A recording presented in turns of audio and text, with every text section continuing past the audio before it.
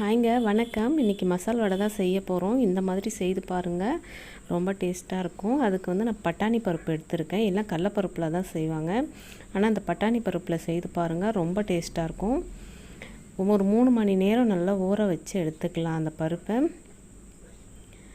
இப்போ ஒரு மிக்ஸி ஜாரில் கொஞ்சமாக உப்பு, கொஞ்சம் சோம்பு, கொஞ்சம் பூண்டு, ஒரு கொத்து கருவேப்பிலை, ஒரு 4-5 பச்சை மிளகா, இந்த எல்லாத்தையும் போட்டு கொரப்பாக அரைச்சிடலாம்.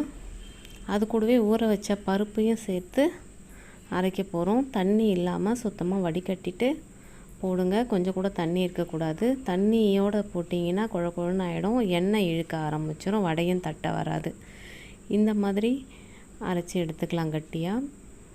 நான் மீதி இருக்கிற பருப்பையும் சேர்த்து 2 தடவையாக அரைச்சி எடுத்துக்கிட்டேன். பொடியாக கட் பண்ண வெங்காயம், கருவேப்பிலை, கொத்தமல்லி தழை, கொஞ்சம் பச்சை மிளகா எல்லாத்தையும் சேர்த்து மாவு நல்லா பிசைஞ்சிக்கலாம். நல்லா பிசைஞ்சு ஒரு 10 நிமிஷம் அப்படியே மூடி வச்சிடலாம். 10லேருந்து 15 நிமிஷம்.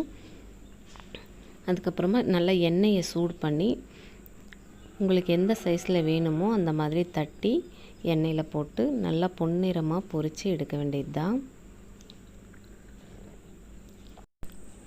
எண்ணெய் நல்லா சூடான பிறகு போடுங்க. அதே மாதிரி ஸ்லோ ஃப்ளேமில் வேக வைக்கக்கூடாது, ஹை ஃப்ளேமில் தான் வேக வச்சு எடுக்கணும். அப்போ தான் வடை இருகலாக இல்லாமல் பொலன்னு நல்லாயிருக்கும்.